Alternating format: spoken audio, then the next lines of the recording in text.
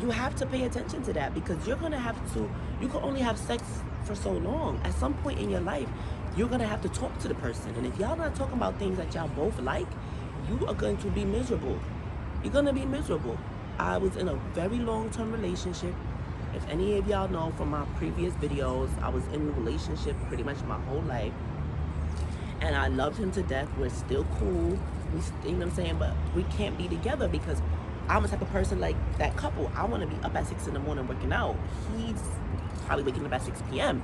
You know what I'm saying? And I love him, but that's not going to work, for the long term, because I'm going to force you to do something that you're not wanting to do, and you're pushing me in a depressive state of not going out and living the life that I want to live because you're just not on the page that I'm on.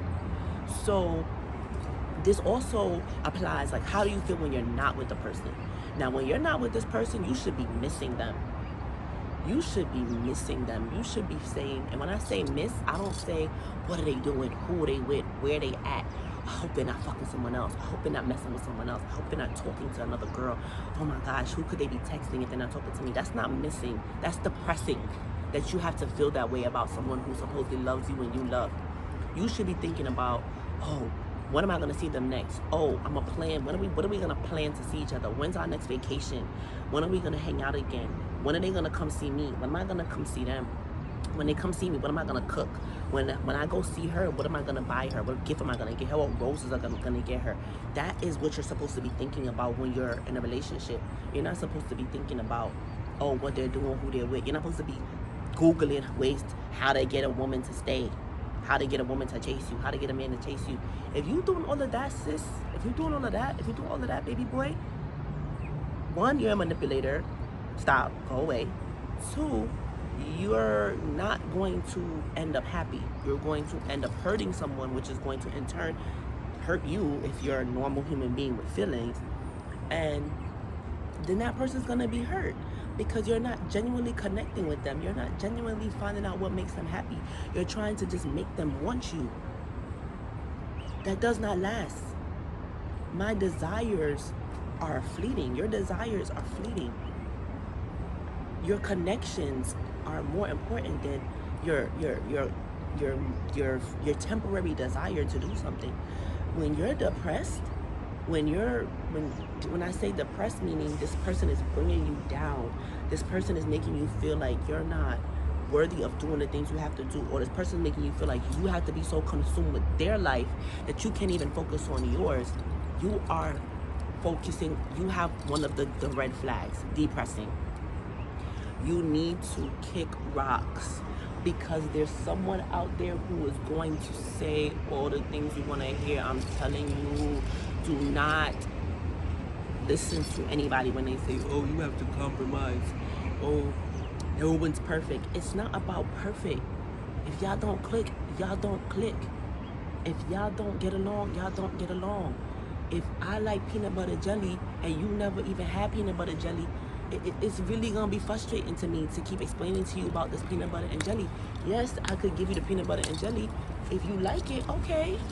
But you probably not, because it's so far-fetched from what you know and from what you do. And I'm probably sounding crazy because, like I said, I have no sleep, but you understand what I'm saying. I'm not trying to say that opposites don't attract. You could be a black man with a white woman and y'all relationship is perfect. She could be from straight up Russia and y'all find a way, because if you really want something to work, you'll make it work. You could be this people that come from Japan and they have white husbands and they don't even know the language and they find a way to work it out. Because if you really want to be with someone, you will work it out with them. You will figure it out, you will compromise, and you will be with that person. But if you have such extreme differences to the point where you're always fighting and you're not accepting that you're different, you are going to be in a depressed state in that relationship, and you need to kick rocks. And then the last, but the shortly not least, is degrading.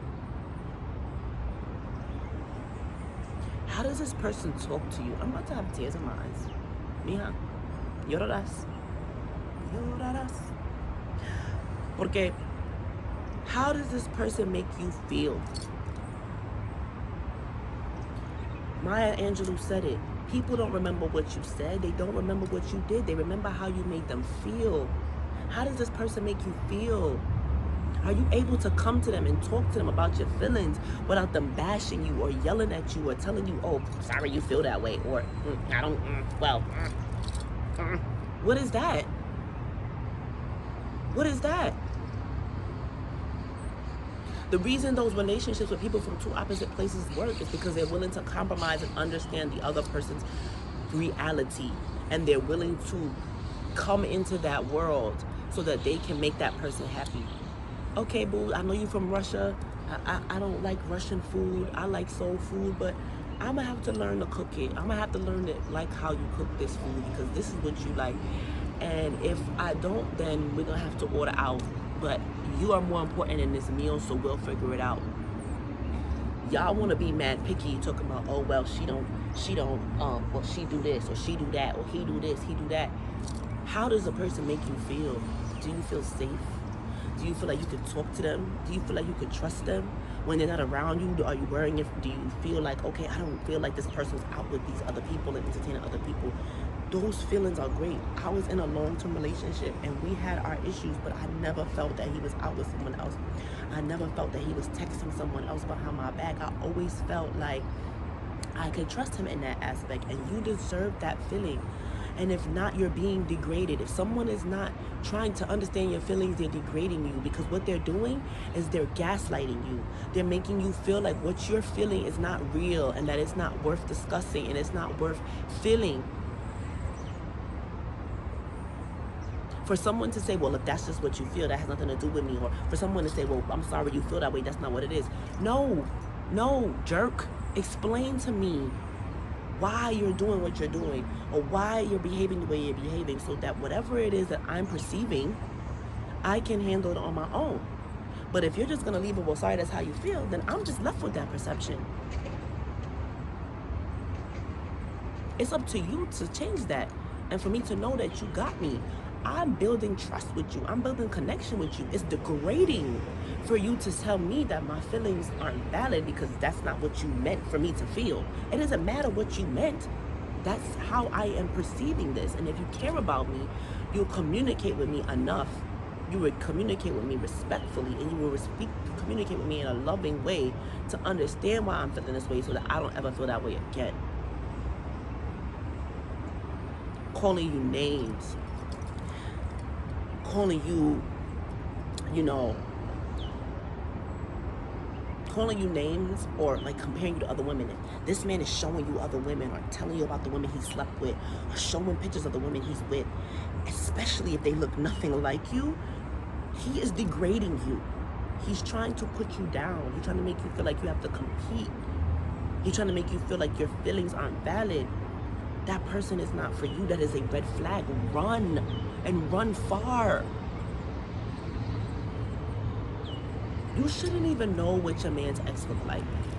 Honestly, unless you run into them somewhere, or she's blowing you up or something, like, why would there be a situation where I know what she looks like?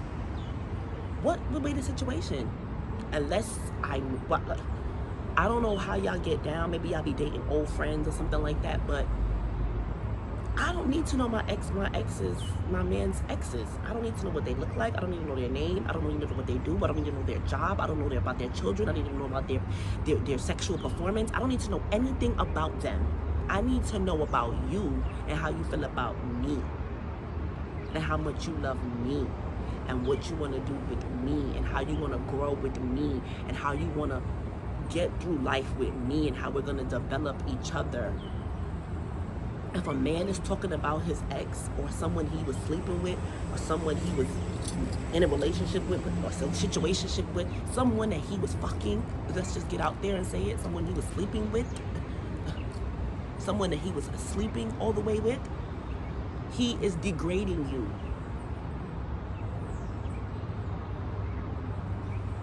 It is a red flag. Leave. Walk away. If a man is calling you names, if he's calling you fat, if he's calling you skinny, if he's saying, oh, I remember I had this one guy, he was like, yeah, sweetie, you so sexy, you look so good, but you know what I'm saying, we gotta get your butt real thick and fat. First of all, don't do that. If you're gonna get me fat, get me fat. Buy me some food. Don't tell me that's what I gotta do. I don't gotta do nothing but stay black and die. First of all, I don't have to do nothing but get up and start my day. I modeled most of my life. I want to be slim and fit. I want to be a certain size. I know my measurements by heart.